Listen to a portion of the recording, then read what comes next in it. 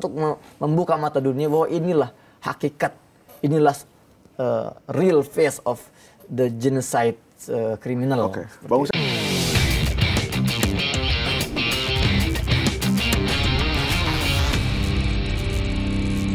Berapa banyak yang di kapal observer orang-orang Indonesia yang ada di sana? Kapal observer ini harusnya itu didesain untuk 12 orang. Nah, tapi itu kita isi sampai 21 orang. ada over passenger 9 orang gitu. Isinya itu dari 10 warga negara. Malaysia 4. Indonesia 1. Bang Hussein aja berarti? Saya sendiri kalau observer itu. Kemudian South Africa 1 orang, Inggris 1 orang, Pakistan 1 orang. Kemudian juga ada dari Italia 4 orang, Turki 2 orang. Intinya memang kapal observer ini dari awal dikhususkan untuk orang-orang yang mereka anggap strong figure. Figur-figur kuat yang juga berbahaya kalau masuk Gaza sebetulnya. Saya kalau masuk Gaza, wah udah. Jadi kan sejak awal Israel ini kan sudah membuat framing, labelisasi. Ini adalah kapal-kapal yang disetir oleh Hamas gitu kan. Dari awal tuh. Ini adalah Unitarian pro Hamas. Kemudian dia mulai cocokologi steering committee-nya. Wah, dicari-cari track record-nya. Termasuk Nadir, teman saya, dia steering committee Sumut Nusantara. Jadi untuk negara-negara Asia Tenggara ini kita bergabung dalam namanya Sumut Nusantara. Untuk Indonesia kita nyebutnya Indonesia Global Peace Convoy dari delegasi Indonesia sendiri. Nah, jadi sampai Nadir ini orang Malaysia ini juga masuk dalam satu artikel panjang. Ini ada keterkaitan dengan gerakan Hamas karena pernah berfoto bareng dengan Ghazi Hamad, salah satu pejabat tinggi Hamas. Itu kalau saya ketangkep, wah foto-foto saya dengan Ismail Haniyah, dengan petinggi Hamas lain banyak sekali. Berarti Bang Hussein udah ditarget dong? Pasti. Nanti foto nggak? Bisa foto aja ya? makanya saya sebelum pengen buat Gaza. Cuman kata teman-teman Prensia, ente jangan sampai ke Gaza gitu loh. Karena itu bukan hanya membahayakan saya sendiri, tapi membahayakan semua misi ini. Nanti mereka akan menjustifikasi, tuh kan, ini nih. Ini biangnya nih. Ini nih yang selama ini keras terhadap Israel. Nah, bagaimana nasib teman-teman aktivis yang di Sandra itu kalau udah begitu Bang, biasanya? Jadi kan ada yang dipaksa cium bendera Israel tuh. Kita semua sudah lihat lah testimoninya. Ya, kalau dalam bahasa agama Islam namanya hadis mutawatir. Banyak testimoni atau bukan saksi, tapi korban langsung bagaimana mereka diperlakukan tidak manusiawi. Greta Thunberg sampai harus dililit bendera Israel, suruh cium, kemudian yang lain suruh foto bareng dengan bendera Israel gitu kan. Pertama kami semua sudah sebetulnya istilahnya antisipasi ini pasti akan terjadi nih. Mungkin lebih parah dari itu. Bahkan ada teman-teman saya itu orang-orang Al Jazeera, orang Tunisia digebukin, dipukulin bak gitu loh, sampai banyak itu. Nah, namun memang bagusnya ya teman-teman organizer ini sudah menyiapkan sejak jauh-jauh hari semua kemungkinan, termasuk nanti kalau ditangkap kita sudah persiapkan satu lembaga hukum namanya Adalah. Itu lembaga hukum kepalestinaan yang memang tugasnya selama ini spesialisasinya adalah mengadvokasi pada aktivis-aktivis yang tertangkap. Nah, dan akhirnya dari 400 itu sudah hampir semuanya keluar. Hari ini 170 sudah dideportasi, tinggal 7 orang lagi yang masih stay di situ. Dan itu ada orang Norwegia, ada orang Swedia, orang Eropa rata-rata itu yang mereka masih. Nah ini kan sebelum pelayaran itu ada antisipasi, ada pelatihan pembekalan gitu. Itu apa aja nih Mas yang dikasih? Ya pertama membahas masalah ideologi. Dipastikan sejak awal berkali-kali bahwa gerakan ini gerakan non-violent. Jadi ada vetting namanya, sistem vetting. Vetting itu untuk memfilter siapa-siapa saja yang boleh naik ini. Kalau ada orang-orang yang punya track record, misalnya kasus terorisme gitu ya, atau kasus kriminal lainnya, itu nggak bisa ikut. Memang murni orang sipil, dan ini bukan gerakan politik, ini bukan gerakan lembaga manapun gitu ya. Meskipun ya, kalau boleh jujur yang menggerakkan itu gerakan buruh, jaringan gerakan buruh dunia, Tunisia, Italia, Brazil. Thiago Silva, Brazil, dia ketua gerakan buruh. Jadi dia di negara-negara sana gerakan buruhnya memang keren ya. Iya, solid sekali.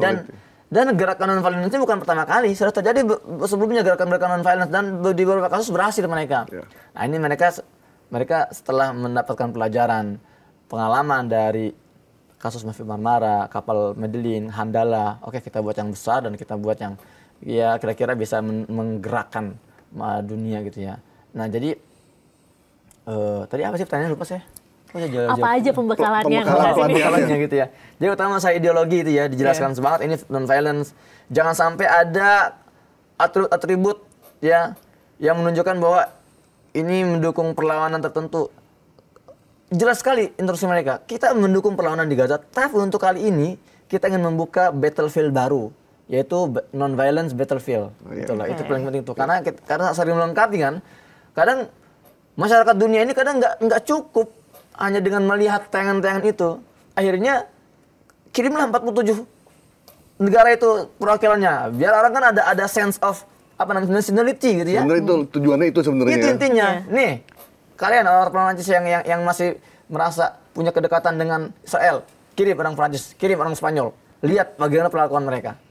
Nah, jadi ini bagus sekali. Ini semua negara-negara ini kan mulai melihat, wah, kita aja yang punya hubungan diplomatik selama ini ternyata tidak dihormati.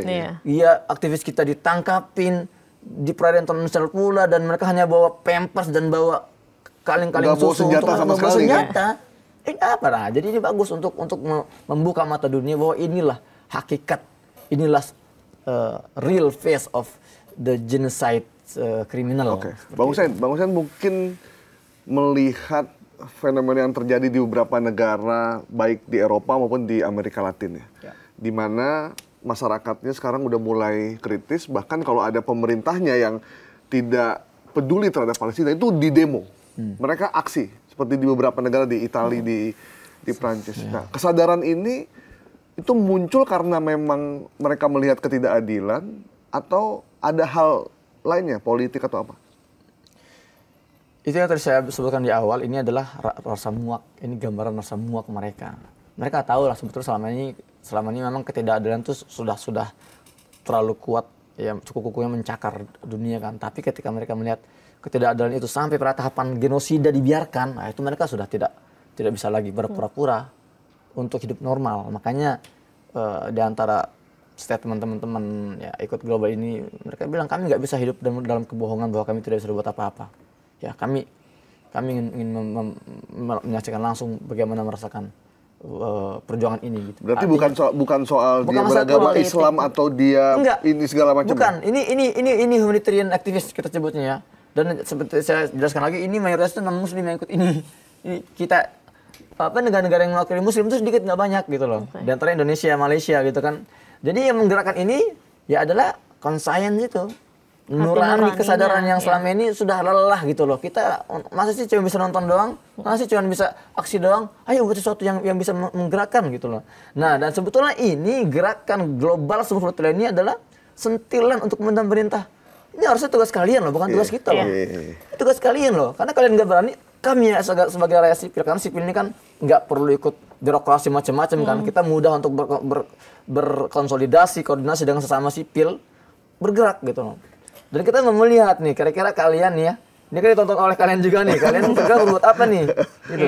Kali ini kita tidak hanya membawa bantuan-bantuan kemanusiaan, tapi kami juga membawa dignity kalian semua, kehormatan kalian semua.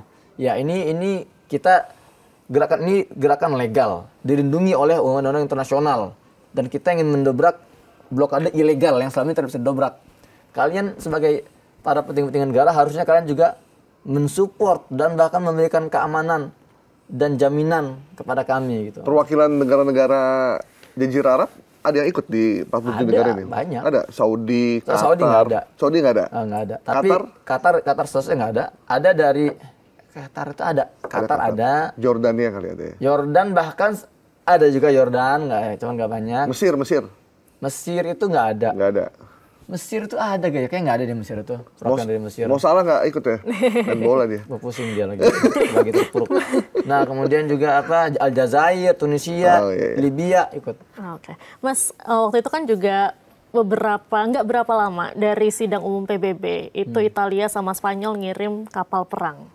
Tapi habis itu ditarik. Itu kenapa tuh, Mas? Ya, itu gimmick sih kalau kata saya. Gimmick ya? Gimmick sih ya, gimmick. Manuver politik mereka lah. Manuver media mereka. Bahkan kapal Italia ini ya pemerintah Italia yang awalnya dengan kerennya kami ngirim kapal bantuan, di tengah jalan ketika misi sudah hampir mendekati Gaza, mereka malah seperti merusak barisan. Pulang kalian segera, ini akan diserang, bla bla bla bla, malah melemahkan mental. Itu statement dari Italia. Kapal Spanyol ya hanya memantau dari jauh. Saya ngeliat tuh kapal Spanyol warna merah itu dari jauh. Ngomongnya sih support apa namanya bot gitu ya, ship. Tapi nggak support apa-apa. Selain yang nontonin doang, kami ditanggapi. Bang Husein pernah dipanggil Kemlu atau diajak ngobrol sama pemerintah kita? Sampai tataran Kemlu enggak. Paling berdubes-dubes aja lah. Saya ke Tunisia ketemu dubes gitu. Tapi dubes support ya semua ya? Kalau dubes support. Karena memang kan ada warga negara Indonesia di sana kan? Iya. Kepulangan Bang Husein juga dibantu oleh dubes Indonesia di sana ya? Di Siprus di Roma. Ya? Iya. Dari KBRI.